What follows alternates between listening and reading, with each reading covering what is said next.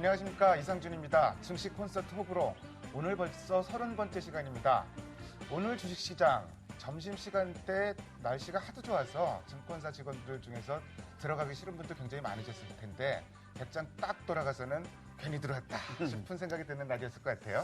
그래요. 시장에 특별한 악재는 없는 것 같은 조정이 이어지고 있는데요. 아무래도 이렇게 조정이 이어지는 이유는 수급 쪽의 문제가 아닐까 싶어요. 그렇겠죠. 외국인들이 매도를 하고 있는데 아무튼 뭐 시장이 좀 많이 흔들립니다. 네. 네. 이게 뭐 그나마 믿었던 코스닥 시장마저 막 흔들리고 있으니까 네.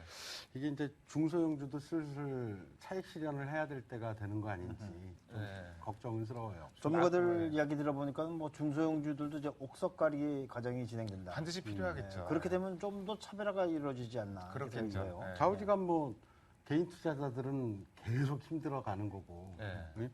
앞으로 이제 그 중소형주를 어떻게 대응을 해야 될지 그 이제 전략을 세워야 될 때가 온 것 같아요. 오늘 같은 경우 보면. 그렇죠. 네. 네. 네, 그 오늘 출연하시는 분이 그래도 스몰캡 전문가시라니까 이 중소형주에 대해서 오늘 한번 좀 전략 세우는데 도움을 좀 받아봤으면 좋겠네요. 네. 특히 개인 투자자분들께 꼭 필요한 순서일 것 같습니다. 어떤 분이 나오셨을지는 잠시 뒤에 확인하도록 하고요.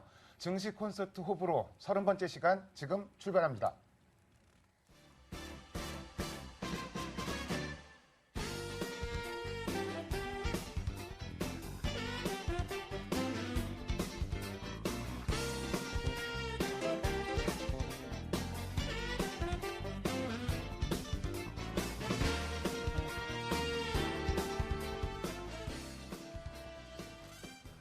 도대체 뭐가 나와야지 주식시장이 올라갈까요? 요새는 참 글쎄요. 지금 뭐 양적 완화하고 네. 저쪽에 LTR하고 아주 큰 것들이 나왔는데도 불구하고 안 올라가니까 이번엔 좀 격발이 되나요? 네, 3차 양적 완화하고 그 이후로 우리 시장은 사실 지수상으로 따지면 변변한 반등 한 번 없었어요. 그날 올라가고 그다음에 그러고서 내렸죠. 계속 빠졌죠. 네. 뭐 2천 깨진 다음에는 진짜 변변한 반등 한 번 없었던 것 같은데.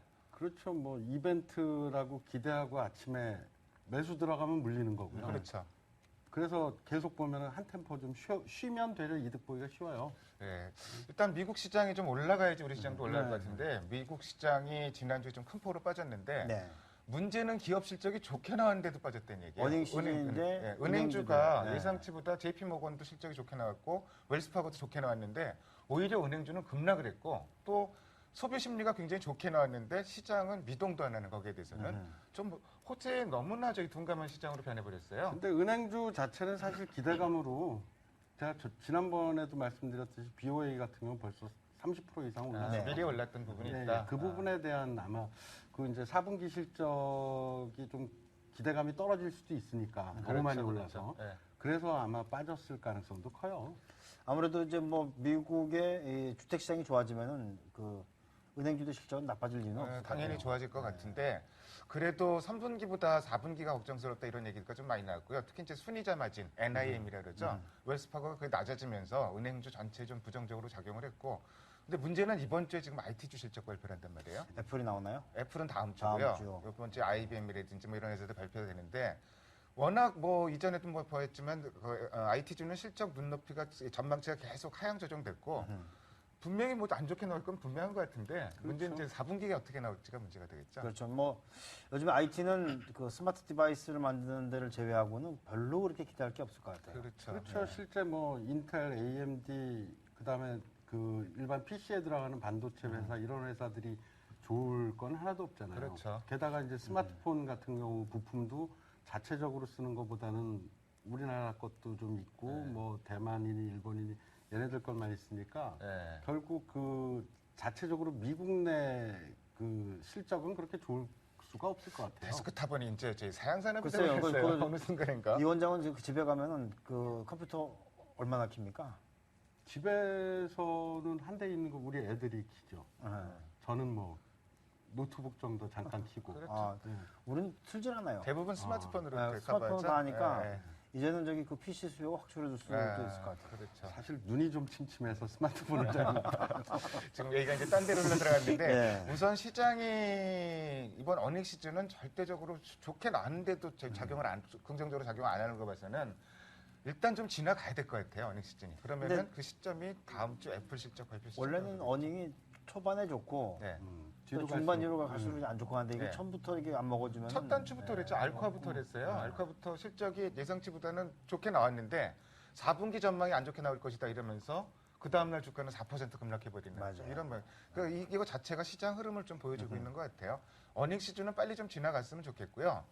자, 미국의 대선 얘기 좀 해보죠. 뭐 시장이랑 직접적으로 관계가 돼 있는 부분이니까요. 네. 1차 토론에서는 예상외로 이제 오바마가 이제 완패를 했다고 얘기하죠. 원래 말을 잘하는 양반인데 네. 어떻게 이렇게 못했을까요, 올해? 그러니까 롬니가 뭐- 굉장히 착한 네. 척했다는 뭐 그런 얘기가 있던데. 그리고 굉장히 뭐 한풀 꺾여서 기가 좀 죽어 있었다라고 해요. 그 장면을 본 사람들 말로는 오바마가 그렇게 좀 이렇게 과거에는 보면 이렇게 자신감 있게. 그렇죠. 네, 그렇게 네. 얘기를 하는 게 그 사람의 트레이드 마크였는데 네.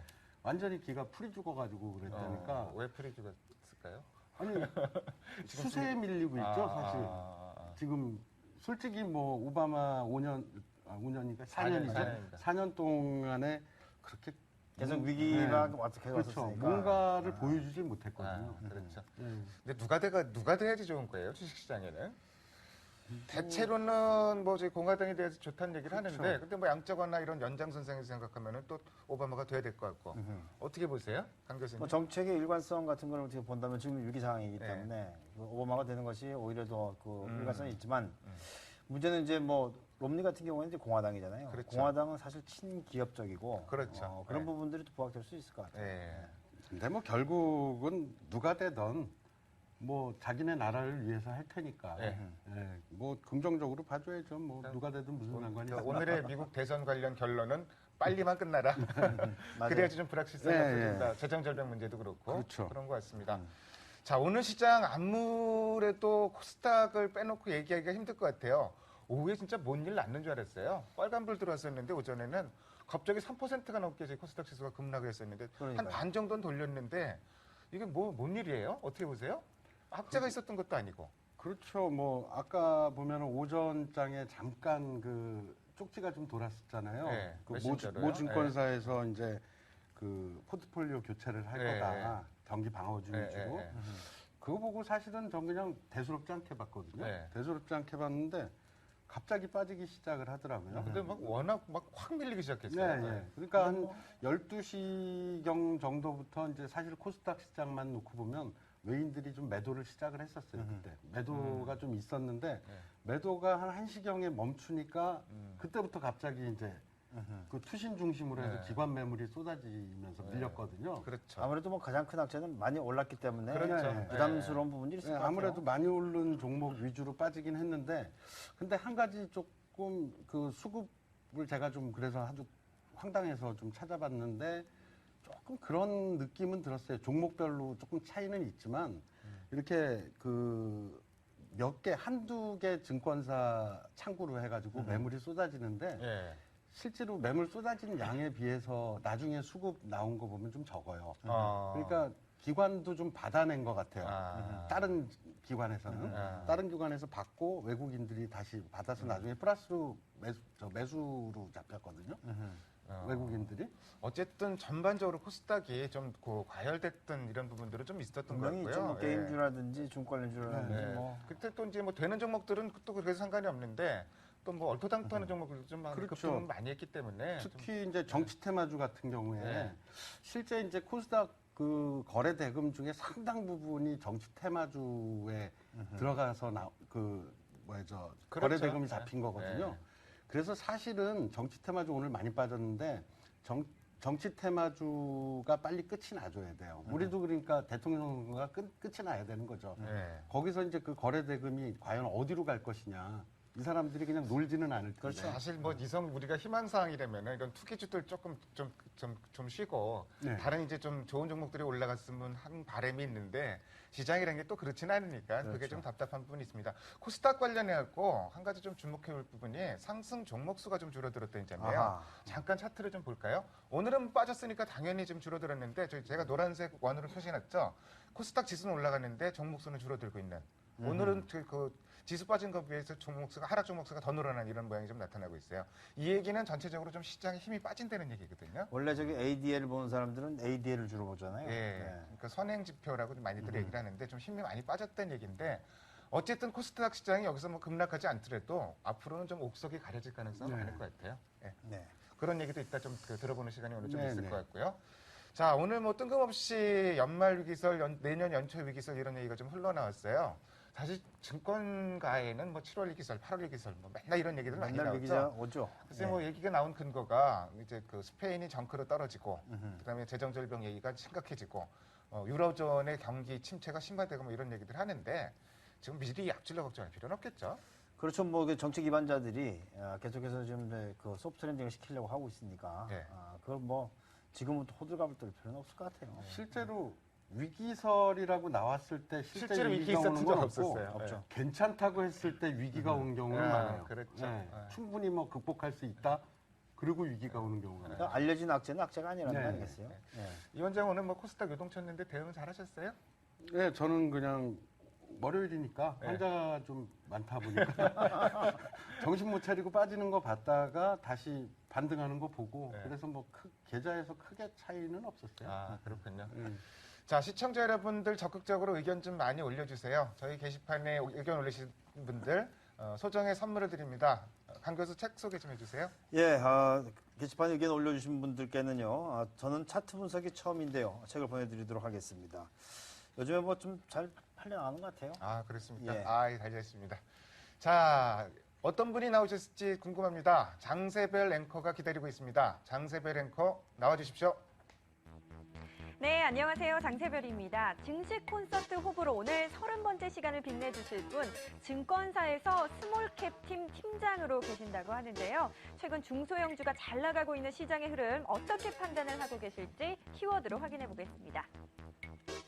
네, 먼저 첫 번째 키워드입니다. 제가 알기로는요, 이분이 업계에 입문한 이후에 계속해서 스몰캡 관련 업무를 계속 담당했다고 하는데요. 중소형주 분석의 대가라고 불리우는 이분, 유독 중소형주에 애정을 갖고 있는 그 이유가 상당히 궁금합니다. 그리고 투자 유망 중소형주를 선정하는 이분만의 노하우까지 잠시 후에 들어보도록 하겠습니다. 두 번째 키워드 공개합니다. 네, 최근에 이 개별주 장세가 이어지면서 업종별 대응 전략을 세우기가 참 쉽지가 않습니다. 이분께서도 최근에 전체 증시 흐름보다도 시장에서 어떤 업종이 중심이 되어 있고 또 어떤 업종들이 이렇게 수익률을 잘 내고 있는지를 확인해야 한다 이렇게 말씀을 하고 계시는데요. 이를 위해서는 메이저 수급 분석이 필수적이라고 합니다. 과연 현재 시장의 중심에 서 있는 업종 무엇일지 잠시 후에 공개해 주시죠. 자, 마지막 키워드입니다. 네, 지금 오늘의 출연자 남아있는 4분기 역시 개별주 장세는 계속될 것이다 이렇게 예언을 하고 있는데요. 여러분, 이 다가오는 연말 투자자들의 계좌를 훈훈하게 할 종목들은 어떤 것들이 있을까요? 관심 업종과 종목까지 알아보겠습니다. 자, 그럼 이쯤에서 오늘의 출연자 공개를 하겠습니다. 인사 나눠보죠. 안녕하세요. 네, 안녕하십니까. 우리 투자증권 리서치센터에 있는 정근혜입니다. 반갑습니다. 네, 정근의 우리투자증권 스몰캡 팀장을 소개합니다.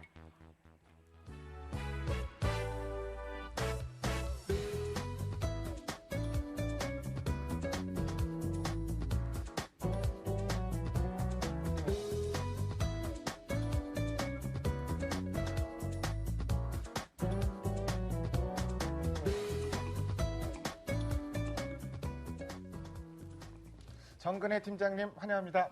네, 안녕하세요. 어서 오십시오. 네, 어서 오십시오. 반갑습니다. 예. 먼저 간략하게 본인 소개 좀 부탁드릴게요. 네, 저는 뭐 소개 너무 잘해 주셨는데요. 지금 현재로는 우리 투자증권 리서치센터 스몰캡 팀장을 맡고 있고요. 뭐 아까 말씀드린 대로 스몰캡 부분에 대해서 굉장히 관심이 많고 앞으로 우리나라의 중소기업들 중에서 성장하는 기업들에 관심 많은 또 우리나라의 스몰캡을 사랑하는 한 그 시장 참가자 중에 하나입니다. 아, 그러시군요. 예. 근데 중소형주 부분에 그 베스트 애널리스트도 이제 선정이 되셨었는데요. 네. 이제 분석 업무를 시작하신 이후에 계속 스몰캡만 고집하고 계신데 특별한 이유가 있을까요? 일단 뭐 저는 이제 LG투자증권으로 입사를 해서 그 이후부터 계속 이제 스몰캡 쪽을 관심 있게 봤습니다. 일단 재밌죠. 그렇죠. 예, 네. 대형주보다 일단 재밌습니다. 뭐 재밌다는 이유의 근거는 일단 그 회사가 정말 좋아지는 것들이 빨리 발현되고 또 그만큼 이제 변동성이 높아서 리스크도 많지만 네. 정말로 작지만 강한 종목 기업을 찾아서 그 기업이 성장해 가는 모습을 보면 굉장히 뿌듯하기도 하고요. 야. 예, 또 다른 섹터에 좀 국한되어 있는 시각보다 예, 전 업종, 전 종목을 다 볼 수 있다라고 하는 부분들도 굉장히 좀 매력이 있었어요. 네. 아무래도 대형주는 이렇게 좀 섹터 위주로 가기 때문에 좀 정형화되고 좀 네. 재미없는 부분은 좀 있을 것 같아요. 예, 예. 그렇죠. 네. 그러니까 이게 숨어 있는 종목 이렇게 찾아내는 것도 참 뿌듯하시겠어요? 예, 그게 참 즐겁습니다. 네, 그렇게 이제 투자 유망 종목, 우리도 이제 리포트 보면 투자 유망 종목들 스몰캡도 나오고 그러는데 이 스몰캡 분석을 할 때 가장 중요하게 보시는 지표, 이런 지표 때 이 종목을 내가 해야 되겠다 그런 네. 게 있으신가요? 일단 뭐 큰 섹터 같은 경우는 그 업황의 사이클에서 어떤 대표주라든가 아니면은 이등주가 굉장히 빠른 실적들이 보여지는 그런 사이클을 보는 거라면 저희 이제 스몰캡 같은 경우는 그 많은 업종 중에서 가장 지금 핫하게 성장하는 분야가 어디냐. 그로스를 굉장히 중요하게 봅니다. 예를 들어서 뭐 모바일 시장이 열릴 것 같으면 그 관련주들의 성장세가 제일 높을 거고요. 예. 또 뭐 사이클상 조선이 좋아지는 것, 또 아니면 자동차가 좋아지는 시기, 여러 가지 그런 사이클 시기 속에서 그 관계되어 있는 기업이 얼마나 빨리빨리 성장하느냐. 이 그로스가 제일 중요하겠죠. 근데 먼저 이제 그로스의 기반이 되는 밸류에이션 부분에서는 뭐 많이들 보시는 PER뿐만 아니라 PSR이라든가 ROE, 특히 그 ROE의 안정성, 네. 이런 부분들이 사실 중소형 주식들이 빨리 올라가서 또 좋긴 하지만 아닐 경우에는 빨리 급락을 하기 때문에 그렇죠. 안정적인 그 나름대로의 안전망이 되게 필요합니다. 그 부분이 뭐 PBR이라든가 ROE라든가 나름대로 근거를 할 수 있는 부분들을 찾아내면 훨씬 더 좀 세일즈하기도 쉽고 기업을 분석하기도 쉽죠. 네. 그런 지표들을 많이 보고 있습니다. 그럼 일단 뭐 전체적으로 성장 산업에 대한 캐치가 제일 먼저 이루어지겠네요. 그렇죠. 예. 그런 부분 그 이후에 이제 개별 기업에 대해서 접근하고 좀 이런 그렇습니다. 식으로. 그래서 저희들도 뭐 모닝 미팅 같은 거 할 때 모든 섹터들이 다 이렇게 애널리스트들이 앉아 있지 않습니까? 네. 그러면 저 중에서 어느 섹터가 지금 제일 어. 핫할까? 어. 어느 부분이 제일 재밌을까? 이런 고민들을 많이 해보고 음. 또 그러기 때문에 전 업종을 또 많이 봐야 되기 때문에 공부도 사실 되게 많이 해야 됩니다. 예, 그렇죠. 예, 뭐 새로운 것들, 뭐 VOLT도 나오고, 뭐 새로운 것들이 막 나올 때 그것들을 빨리빨리 캐치하고 알아내려면 또 너무 이제 넓게는 보는데 좁게 보면 안 되니까, 얕게 네. 보면 안 되니까 나름대로 노력을 좀 많이 해야 합니다. 예. 그 대부분의 스몰캡이 그러면 후방 산업에 속해 있는 경우가 많은가요? 뭐 전반적으로 이제 대표 업종들의 대표 기업들 속에 연관돼 있는 경우가 많죠. 그런데 이제 요즘 같은 경우는 사실 대기업에 종속돼 있는 기업들보다 독자적인 자기만의 글로벌 경쟁력을 가진 기업들이 시장에서 두각을 나타냅니다. 예, 요새는 최근에는 그렇죠. 그렇죠. 예. 뭐 예를 들어서 컴투스라든가 에브리시엔시라든가 네. 뭐 이런 기업들이 어떤 대기업에 종속돼 있지 않잖아요. 네. 하지만 글로벌이나 아니면 전 우리나라의 소비자들에게 어필을 할 수 있는 충분한 힘을 가지고 있거든요. 네. 그런 기업들을 찾아내야 되기 때문에 뭐 단순하게 후방 쪽에 있다라는 그런 컨셉도 어느 정도는 있지만 새롭게 자기만의 경쟁력을 가지고 글로벌 시장이나 네. 아니면은 정말 메이저와 싸울 수 있는 사실 뭐 아직 상장은 안 돼 있지만 카카오톡 같은 경우는 통신사도 겁내는 비즈니스를 네. 하고 있잖아요. 그렇죠. 그런 기업들을 찾아내는 게 제일 중요한 것 같아요. 뭐 이른바 뭐 작은 한류라고도 얘기를 하고요. 요새 뭐 그런 표현 많이 씁니다. 예. 자, 시장 얘기 이제 본격적으로 해보도록 하겠습니다. 이번 주 일정부터 좀 체크를 해볼 텐데요. 자료화면이 준비되어 있습니다. 자료화면 보면서 이번 주 일정을 체크해 보겠습니다. 뉴욕 제조업 지수, 엠파이어 스테이트 지수가 발표되는데 ISM 지수, 제조업 지수는 일단 좀 상당히 좋게 나왔는데요. 계속 좋게 나온지 확인할 필요가 있을 것 같습니다. 소매 판매도 발표되네요. 10월 16일에는 미국의 소비자 물가 산업 생산 지표는 발표되는데 사실 뭐 시장에 대한 영향력은 그다지 크지 않은 지표들입니다. 아무래도 뭐 주택 지표도 중요하고 10월 18일 날 발표는 중국의 3분기 GDP 지금 7.4% 정도 예상을 하고 있는데 이게 좋게 나와야지 시장이 긍정적일지 나쁘게 나와야지 시장이 긍정적일지 그 부분도 좀 논란이 되고 있는 부분이 좀 있는 것 같습니다. 이번 주는 뭐 그다지 큰 일정은 뭐 중국 GDP 말고는 없는 것 같고요. 참 오늘 코스닥 진짜 뭐 난리 난 줄 알았어요. 한꺼번에 3% 이상 밀어내면서 네. 아마 굉장히 그 코스닥 투자하셨던 분들은 정말 공포심에도 좀 질릴 수 있는 네. 상황이었던 것 같은데 예. 오늘 급락한 거 어떻게 보세요? 뭐 일단 제가 생각할 때는 언젠가 한 번은 조정을 받아야 그렇죠. 될 네, 장이 그렇죠. 오늘 왔다라고 보여지고요. 올 조정이 왔다. 그렇죠. 근데 사실 저희는 이제 추석 마치고 9월 말이나 10월 초쯤에 이런 상황이 벌어질 줄 알았는데 한 10일 정도 연장된 것 같아요. 네. 근데 이제 한번 돌이켜 보면 이걸 너무 이제 충격으로만 받아들일 것이 아니라 사실 나스닥 같은 경우도 지금 9월 말에서 3,200포인트에서 네. 사실 지금 어제까지 한 5% 정도 조정을 계속 받았는데 네. 우리나라는 8월 초에 코스닥이 한 454에서 네. 오늘 고점이 543이거든요. 네. 거의 한 100포인트 가까이를 네. 그냥 올라왔습니다. 그냥 올라왔죠. 그러니까 조정 받을지 않고 네. 뭐 어떻게 보면은 이제 시즌이 실적 시즌으로 넘어가게 되면 네. 보통 수급으로 올라갔던 종목들은 실적 시즌이 다가오면 이제 그 자기의 힘을 다 했기 때문에 네. 조정을 좀 받을 수밖에 없거든요. 그렇죠. 그렇기 때문에 이제 실적 시즌으로 넘어가는 그 단계에서 수급상으로나 유동성으로 올라왔던 종목들은 좀 조정을 좀 받을 수밖에 없는 상황이었고 사실 시장을 주도하는 종목들도 사실 밸류에이션이 좀 거품이 낀 종목들은 좀 빠질 수밖에 없었다. 그래서 저희가 볼 때는 뭐 오늘 한 3% 정도 빠졌다가 1.9%까지 올라온 네. 거 보면 낙폭 많이 여전히 줄였어요. 여전히 시장의 에너지는 충분하다고 네. 생각을 하고 오늘은 어느 정도 이제 수익 실현 정도 조금의 이제 숨 고르기 정도라고 생각을 하고 있고요. 뭐 이러한 흐름들이 그렇게 오래 갈 것 같지는 않아요. 기간 조정이 이렇게 오래 갈 것 같지는 않고요. 그러니까 그 아까도 보니까 매물 나오는 게 거의 그 1시 반, 2시, 2시 반 요 구간에 딱 매도 시작해가지고 집중적으로 기관에서 매물을 내더라고요. 네. 근데 그런 식으로 매매하는 건 좀 너무 좀 심한 게 아닌가. 근데 이제 아니 팔기로 작정을 했으면 아침부터 해야 충격이 덜한데 네. 그런 건 정말 심하게 빠졌거든. 그런 종목들은. 그 시간에 회의가 끝난 거예요. 보통은 오늘도 보면 약간 점심시간 전후로 이렇게 네. 움직였었죠. 외국인들이 사실 먼저 팔고 그다음에 그다음에 기관들이 팔고, 이게 조정이 좀 올 건가 보다 싶어서 먼저 좀 그 후순위로 좀 팔았는데 저희가 볼 때는 대표님 말씀하신 대로 오늘 당장 팔아야 되겠다고 마음을 먹은 것 같지는 않아요. 그러니까 어느 정도 지금 이 순풍으로 시장이 상승을 하고 있기 때문에 조금 즐기는 기간이었던 것 같고요. 어느 정도 마음속으로는 이제 좀 조정이 올 때가 됐는데 하고 있다가 어느 정도 한쪽의 수급이 조금 강력하게 매도가 나오니까 이제 우리도 팔자 이렇게 나온 것 같고 저희가 볼 때 기관들은 스탠스가 조금씩은 이제 물량들을 좀 줄여 나가고자 하는 게 있겠지만 사실 사고 싶었던 주식이 너무 많이 올라서 못 샀던 주식도 있거든요.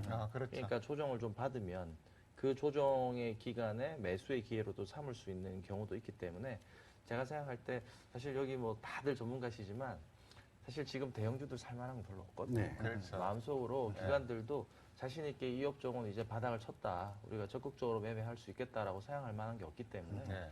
이런 대형주의 이익의 그 불확실성이 높으면 결국 대안을 찾아야 되고 네. 그 대안으로 지금 중소형주를 찾고 있기 때문에 그 대안이 보이는 시기가 오기 전까지는 제가 볼 땐 이쪽에서 계속 매매들이 움직여지지 않을까 이렇게 생각하고 있습니다. 결국은 그러면 이제 그 실적이 받침되는 종목들일 것 같은데요. 네. 그러니까 실적 시즌 맞아서 이 중소형 중에서 네. 좀 유망해 보이는 업종이나 종목 이게 있을까요?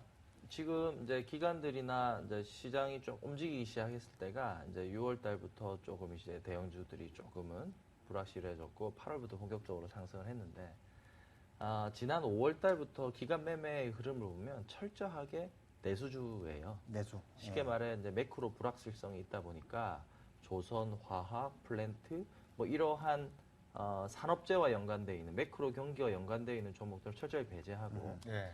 이제 맨 처음 이제 움직였던 게 화장품, 네. 그 다음에 게임, 엔터테인먼트, 카지노. 바이오 헬스케어, 카지노 뭐 이런 것들이 결국에는 아이디어가 내수의 영향, 또 중국 소비, 뭐 모바일, 뭐 이런 쪽으로 키워드 안에서 움직였거든요. 그러니까 여전히 이제 그런 쪽이 아까 말씀드렸던 그로스적인 측면에서도 뭐 실적이 뭐 예를 들어서 뭐 10억 내던 이익이 20억 낸다. 절대적 수치는 적다 하더라도 그로스가 이루어지는 네. 그런 산업들 위주로 매매가 굉장히 이루어졌어요. 그러니까 저희가 볼 때 지금 현재까지 아직까지도 결국에는 소프트하는 산업들, 네. 그러니까 뭐 내수적인 뭐 음식료, 그 다음에 게임, 뭐 바이오 헬스케어 이런 쪽으로 사람들의 눈이 방향이 다 이렇게 편향되어 있는 상황이고 그런 부분으로 계속 좀 더 이어지지 않을까 그렇게 생각을 하고 뭐 좀 뒤에도 같이 의논해 보겠습니다만 한 4분기 내년도까지는 또 정부가 바뀌니까 네. 정부가 어떤 스탠스를 좀 가지냐도 개인 투자자들은 한번 또 눈여겨 봐야 될 것 같아요. 네. 그리고 4분기에 들어가면 이제 그 중소형주 전반에 대해서 네. 이제 좀 전에도 잠깐 말씀하셨지만 전체적인 전반적인 전망하고요. 네. 이제 제일 중요한 투자 유망 종목 네. 종목을 좀 꼽아주신다면. 예, 예. 일단 저희가 이제 전망은 뭐 아까 말씀드렸다시피 보통 전통적으로 4분기, 1분기가 중소형주는 월별 효과로 따져봐도 시장은 아웃퍼폼을 했었습니다. 왜냐하면 연말에 좀 찬바람 불면 중소형주들 많이 움직였고 또 연초에도 보통 많은 기업들이 새로운 비전이라든가 내용들을 많이 내기 때문에 보통 4분기와 1분기는 대형주 대비해서 아웃퍼폼을 많이 했었는데 이번에는 또 약간 시장을 좀 달아오르게 할 수 있는 많은 이벤트들도 많고 네. 아까 저희 들어오기 전에 위기설도 말씀하셨다시피 네. 이 위기설의 핵심은 결국에는 전반적인 매크로 경기에 그렇죠. 대한 불확실성이면 그렇죠. 네. 이 대형주들 특히 수출을 많이 하는 우리나라의 산업 구조상 환율이 떨어지고 경기가 좀 낙후되면 사실 대형주에서 매매를 하기는 힘든데 그렇죠. 결국 지금 시장에 돈은 많고 네. 그럼 결국 무언가를 투자를 해야 되고 아이디어를 찾아야 된다면 제가 볼 때는 최소 내년도 상반기까지는 대형주 대비해서 중소형주들이 아웃퍼폼을 할 수 있다. 이게 보통 또 과거 한 17년 그래프를 보면요. 사실 중소형주가 대형주를 아웃퍼폼했던 기간의 특징이 뭐냐면 그 전에 쇼크들이 있었어요. IMF 쇼크나 그래서 1998년도, 9년도, 1000년도까지 극한 예, 상승이 예, 있었고 예. 그다음에 2004년도부터 한 2008년도까지 상승이 있었는데 그때는 IP 버블의 종식이라든가 네. 또 그다음에 리먼 사태 이후 2009년도 강했던 중소형장 지금 결국에 이제 유로존도 이제 위기를 언제 이제 회복할지 모르겠지만 위기 상황 중이기 때문에 기약은 없죠. 기약은 없죠. 그렇기 때문에 지금 아직까지 중소형주들이 대형주 대비해서는 빨리 턴할 수 있고 사람들의 기대치들이 높아지기 때문에 내년도 상반기까지는 좀 웃는 모습으로 스몰캡을 할 수 있지 않을까 네, 그렇게 생각하고 있습니다. 그렇다면 종목은요? 네. 네, 제가 또 이게 너무 흥미했네요. 그러니까 저희가 볼 때 내년도 올해 연말에 강세장은 여전히 뭐 헬스케어라든가 뭐 이런 쪽도 많이 보고 있는데요. 저희들은 뭐 약간 배당이나 자산주 이런 쪽들도 좀 관심을 많이 가져야 된다고 아무래도 봅니다. 그렇겠죠. 네. 그래서 뭐 저희 팀에서도 여러 종목들을 말씀드리고 있는데 뭐 그런 종목들은 원체 또 많이 말씀을 드렸고 뭐 탐방을 다녀와서 새롭게 좀 말씀드릴 만한 종목은 한국전자금융이라든가 한국전자금융. 예, 예를 들어서 이제 은행하고의 구조조정에 의해서 ATM기들의 아웃소싱을 많이 하는 안정적인 저희가 생각할 때 요즘 매니저분들을 만나보면 그런 얘기 많이 하세요. 옛날에 스몰캡을 투자하려면 EPS나 순이익이 한 50% 100% 성장을 해야 네. 좋은 주식이다라고 생각을 했는데 이제 경제가 이제 저성장 구조로 가잖아요. 그렇죠. 네. 2, 3% 성장하는 시장에 가선 네. 신뢰도 있게 매년 20%씩만 늘어나줘도 투자하고 싶다. 그렇죠. 그러니까 대형주들이 역성장 아니면은 거의 뭐 성장률이 한 자릿수니까 안정적으로 두 자릿수만 가주는 종목만 나와도 안정적으로 투자를 하겠다라고 얘기를 많이 하시더라고요. 그런 종목으로 보면 뭐 메디톡스도 사실 많이 메디톡스. 올랐습니다만 여전히 좀 룸이 좀 있어 보이고 그다음에 이제 물류 쪽으로나 이제 해운 쪽으로 보면 인터지스 같은 종목도 인터지스. 예, 네. 동국제강의 이제 물류 네, 담당 자회사죠. 네. 지금 많이 올랐는데 조정을 좀 받으면 저는 사실 그러니까 그래서 현대차로 따지면 글로비스 같은 그렇죠. 거죠. 그렇죠. 네. 그러니까 제가 생각할 때는 사실 사고 싶었던데 너무 많이 올라서 못 샀던 종목들은 좀 관심 종목에 넣어놨다가 요즘 같이 좀 팍 내릴 땐 한번 또 들어가 보고 싶어요. 그런 쪽으로 또 보실 수 있을 것 같고 그다음에 이제 자산주 쪽으로는 뭐 약간 인천 쪽 개발하고 있는 선광이라든가 뭐 선광. 농우바이오라든가 그다음에 뭐 세보 MEC 이런 종목들도 좀 작지만 네. 그러니까 제가 생각할 땐 저희들이 한 300개 뭐 대형주도 한 100개 뭐 300개 정도 빼고 나면 한 1,500개 정도 기업은 다 저희 스몰캡이잖아요. 네. 사실 노력을 하면 종목들은 굉장히 많은 것 같아요. 그래서 제가 생각할 때는 우리 시청자분들께서도 조금 이제 그런 식의 찾기 노력을 많이 하시는 게 어떨까? 요즘에 또 정보도 많으니까. 근데 아무튼 중소형주가 움직이면 개인들이 공부를 많이 해야 되니까 힘들잖아요.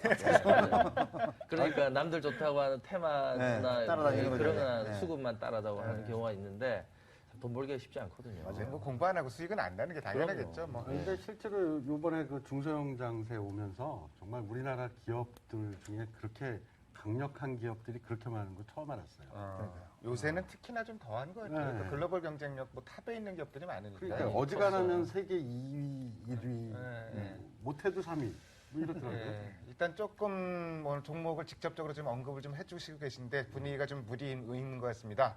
한 발 더 깊이 들어가 보겠습니다.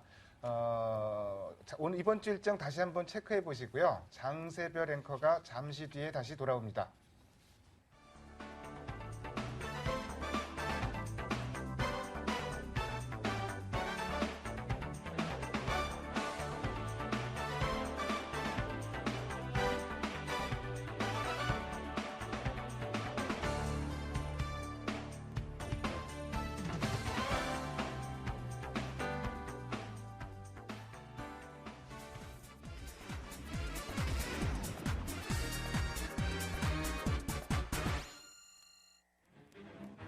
네, 제가 돌아왔습니다. 이 증시 콘서트 호불호의 트레이드 마크죠. 투자 브레인 시간 이어가 보겠습니다.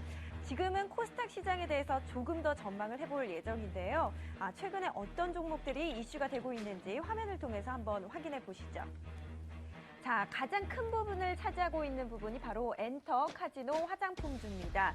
앞서서 정근혜 팀장님도 이 부분에 대해서 정리를 한번 해주셨는데요. 여러분께서도 이 종목들을 왜 묶어놨는지 아마 짐작이 가실 겁니다. 네, 맞습니다. 최근에 코스닥 상승 랠리를 주도했던 종목들이고요.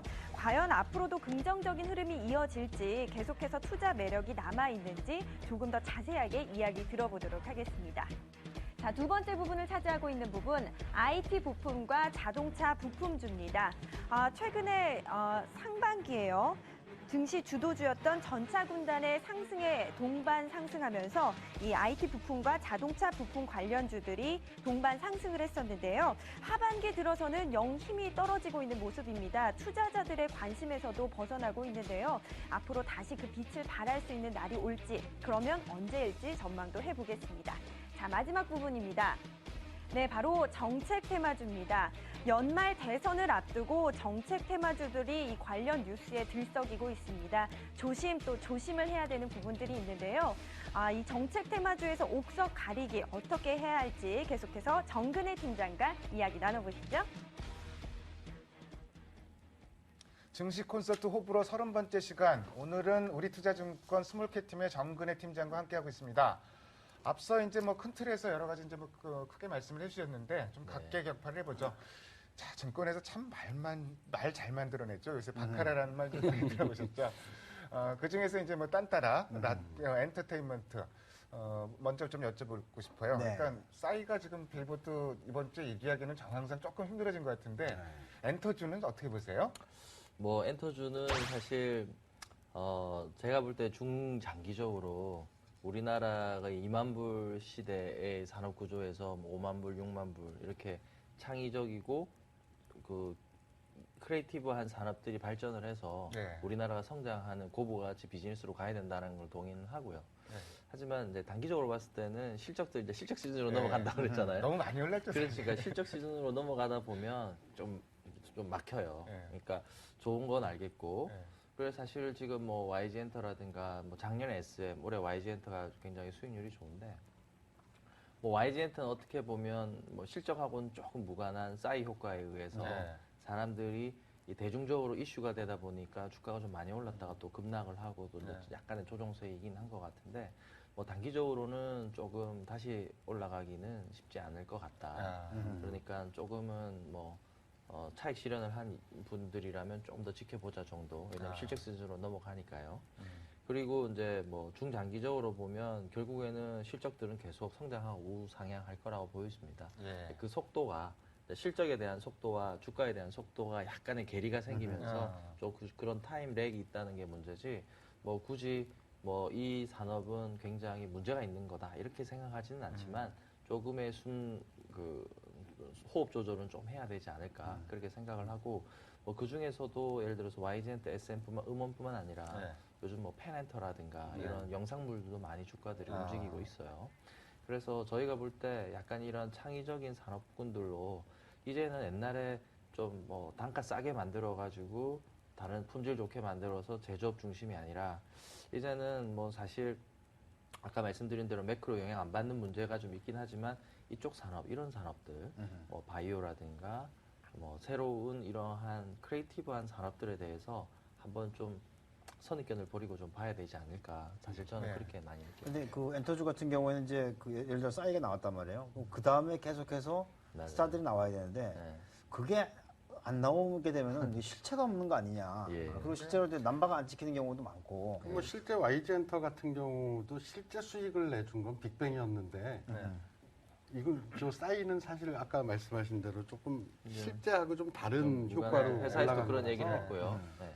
근데 우리나라 엔터 산업이 사실은 이렇게 시스템화돼 있기 때문에 계속 스타가 이렇게 나올 수 있는 구조는 좀 되어 있는 것 같아요. 그래서 이제 사람들이 투자를 하면서도 언제나 주식은 약점과 강점이 있는데 네. YG엔트를 투자하시는 분들은 결국 아직까지 실적은 나오지 않지만 이렇게 우리나라가 하나의 이정표를 좀 찍고 나서 네. 그 다음 두 번째, 세 번째 무엇인가를 할 때는 조금 더 좋은 조건과 좋은 방향으로 가지 않겠나라고 하는 그런 기대감인데 사실 뭐 저희도 그런 부분엔 동의를 하고 그 시간과 실적의 갭 그런 부분들만 좀 잘 보시면 될 것 같아요.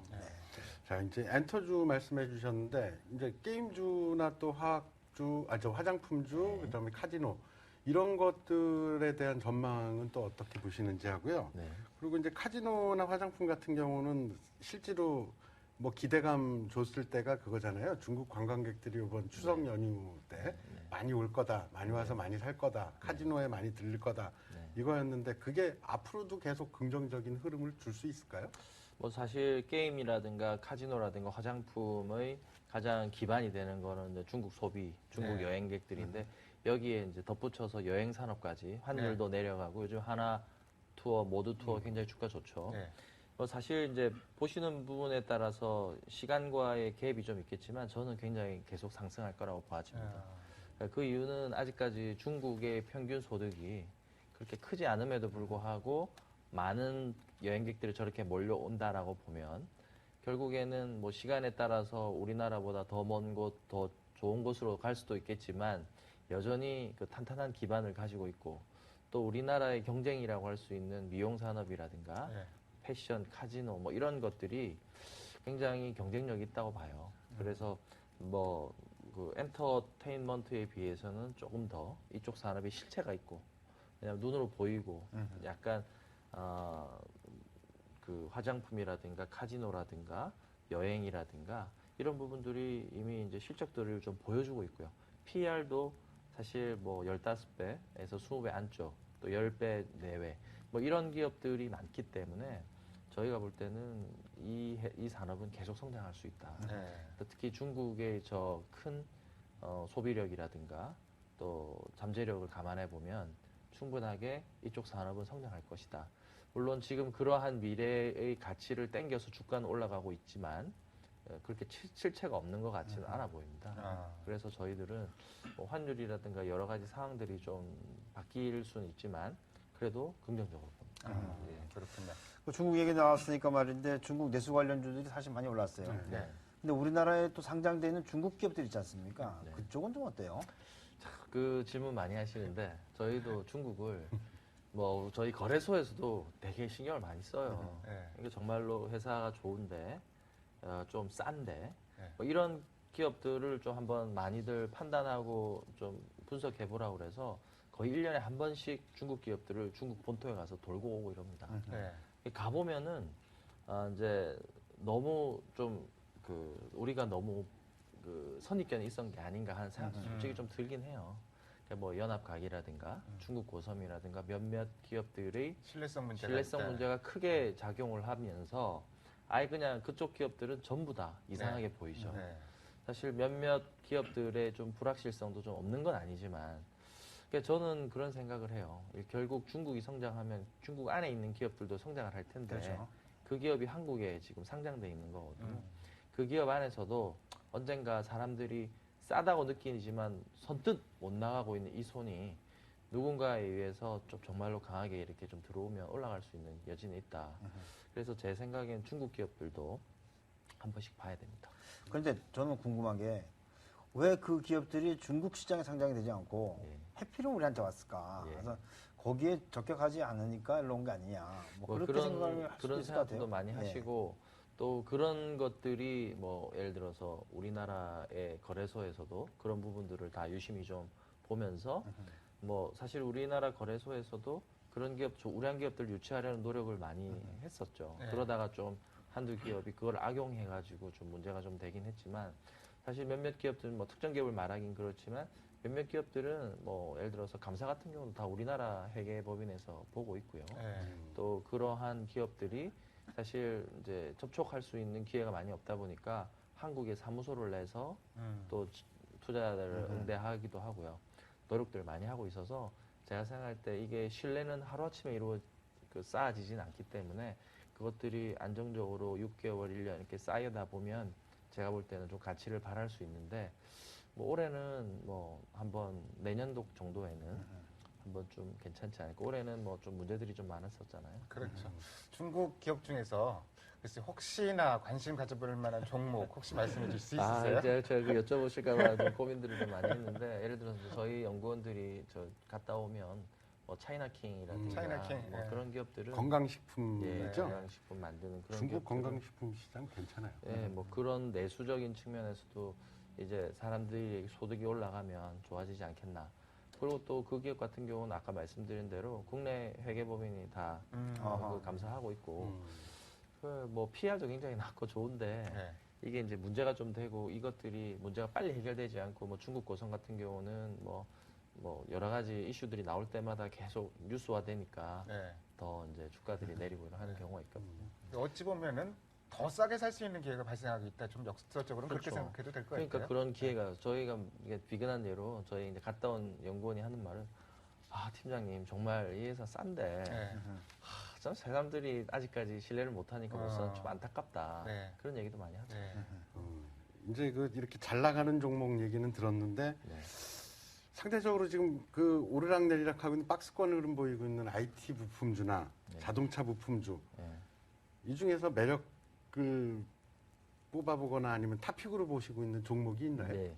일단 뭐 두 개를 좀 비교를 해보면은 사실 지금 결국 IT 부품주라고 하면 이제 아이폰 라인과 뭐 그러니까 예를 들어 휴대폰 제일 핫한 휴대폰을 좀 본다면 애플 쪽, 그다음에 삼성 쪽 이렇게 크게 돼 있고 결국에는 이게 또 해외로 수출하는 달러 베이스인데 지금 결국에는 달러의 환율이 좀 하락하고 있고 자동차도 마찬가지로 두 가지 악재가 있죠. 환율 하락이라든가 뭐 소비 시장의 경기 회복에 대한 속도들 그런 것들 때문에 조금 약간 시장에서는 좀 소외되고 있는 면이 좀 있습니다. 그리고 지금 뭐 아이폰하고 삼성 쪽은 아직까지 이제 시장에서 좀 특허 문제 이후로는 좀 소강 상태다 보니 이런 부품주들이 이미 이제 신제품들이 많이 나왔고 그것들이 확인되지 않는 한 더 이상의 상승은 좀 힘들고 지금 조정세를 보이고 있다가 예를 들어 뭐 지금 노트2가 잘 팔린다, S3가 잘 팔린다 하면 관련주들이 다시 한번 올라가는 그런 뭐 부품주 중에 신양이라든가 뭐 여러 가지 종목들 많이 올라가고 있거든요. 그런 쪽에서 본다면 제가 생각할 땐 자동차 부품보다는 아직은 IT 부품이 좀 더 나을 것 같고 이 자동차와 IT의 두 가지 다 그 상황들은 뭐 환율 하락이라든가 소비에 대한 사람들의 불확실성 거기에 여러 가지 또 개별적인 문제들 그런 것들 때문에 좀 있긴 하지만 저희가 생각할 때 지금 이제 앞으로 제가 좀 탑픽으로 좀 말씀드리고 싶은 거는 S맥이라는 회사가 있습니다. S맥이요. 네. 최근에 좀 올라왔다가 좀 조정을 좀 받고 있는데 이게 이제 결국에는 이제 터치 라인 쪽에 ITO 센서를 독점적으로 가지고 있고 내년도의 실적 그로스라든가 내용들이 좋기 때문에 조금 한번 이제 조정을 받고 다시 한번 이제 좀 올라갈 수 있는 여력이 충분히 있는 회사다 생각이 들고요. 그 다음에 이제 UID라는 회사가 있습니다. UID도 최근에 많이 오르긴 했는데 결국에는 이제 AMOLED보다는 이제 LCD, 레티나도 LCD죠.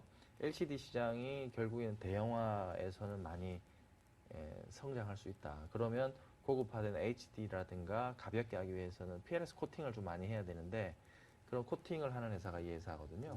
그러니까 어떻게 보면 AMOLED의 약간의 지금 전략적 수정에서 좀 수혜를 볼 수 있는 기업이 아닌가. 또 내년도 PR도 아직까지는 뭐 4, 5배 정도 수준으로 그렇게 부담스럽지 않고요.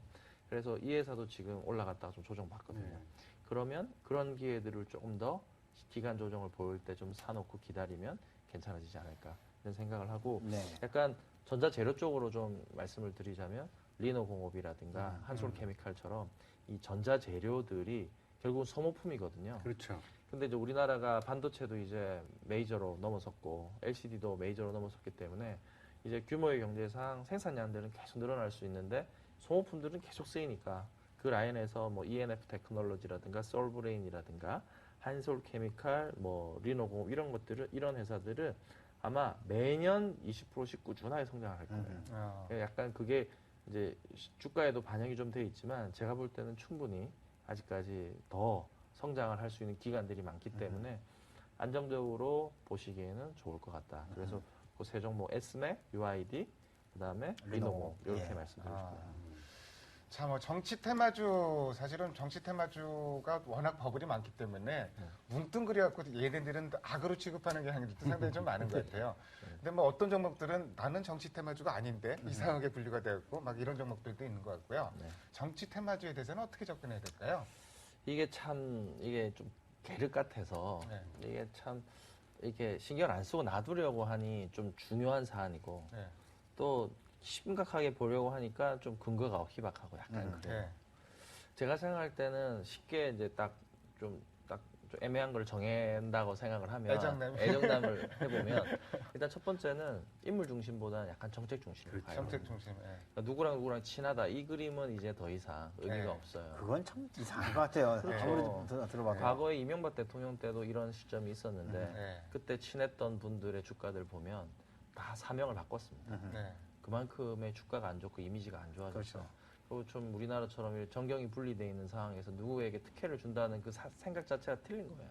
네. 아예 역차별이 받았으면 받았지 힘들거든요. 그러니까 사람이 누구랑 친하다 이건 이제 더 이상 아니다. 그럼 뭐냐? 결국에는 지금 우리나라의 경제 주체인 가계기업 정부 중에서 돈을 쓸 수 있는 데는 사실 지금 정부밖에 없다고 봐요. 네. 정부도 뭐 많지는 않을 것 같아요. 많지도 않겠지만 지금 가계 부채 때문에 안 되죠. 힘들죠. 네. 기업들도 사실 지금 눈치 보고 있는 상황이어서 돈을 안 쓰죠, 안 쓰죠. 그러다 보면 정부가 이제 으쌰으쌰해서 이제 끌고 나가야 되면 또 올해 연말에 이제 정부가 바뀌든지 새로운 사람이 오든지 그러니까 뭔가의 스탠스가 바뀐다 보면 이 정책과 내용이 바뀔 수밖에 없다고 봅니다. 그럼 이제 그게 어디로 갈 거냐는 사실 중요한 문제예요. 중요한 문제이기 때문에 이거를 관가할 수는 없죠.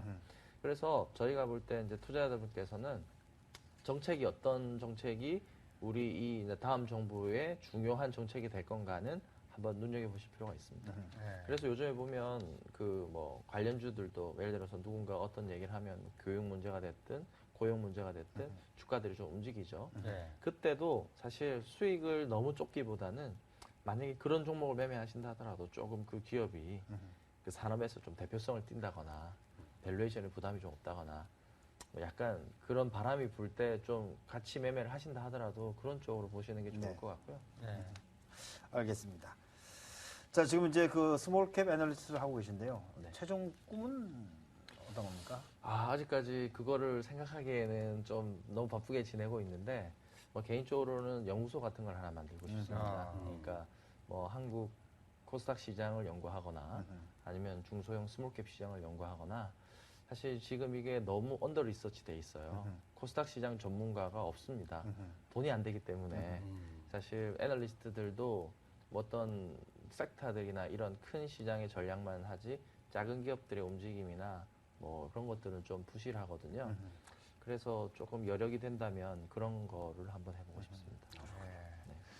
참 시간이 너무 아쉽습니다. 벌써 이제 약속된 시간이 거의 다 지나갔는데 조금 더 말씀 좀 들어보고 싶은데 오늘은 정말로 시간이 아깝네요. 네. 자, 오늘 뭐 코스닥 시장 장중에 출렁 급락하면서 좀 철렁했던 여러분들 마음이 조금은 놓이셨을 것 같습니다. 오늘 정근혜 팀장님 말씀 잘 들었습니다. 네, 자, 감사합니다. 고맙습니다. 감사합니다.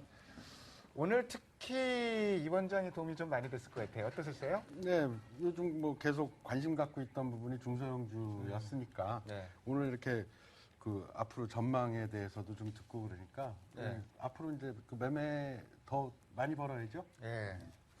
코스닥 시장이 사실 얼마 전까지만 하더라도 그렇게 신뢰가 많지 않았었는데 그렇죠. 또 거기다 급등을 하다 보니까 이게 의심이 많이 갔거든요. 네. 근데 말씀 들어보니까 네. 아, 정말 좋은 기업들 많이 있네요. 실적 좋은 기업들이 많으니까 예. 네, 잘 고르면 될 것 같아요. 예, 사실 뭐 대형주다, 중소형주다 이렇게 뭐 굳이 구분을 하는 것도 사실 무의미한 일이고 성장성 있는 회사, 뭐 계속 성장성 있는 회사를 중심으로 접근해가는 것, 뭐 이런 전략이 혹시 뭐 주식시장에서 살아남는 길인 것 같습니다. 오늘 이 시간 종목명도 좀 많이 나왔는데 여러분께 도움이 많이 됐기를 바랍니다. 저희는 여기서 마무리하도록 하고요. 다음 주 월요일 날 다시 뵙도록 하겠습니다. 시청해주신 여러분 감사합니다.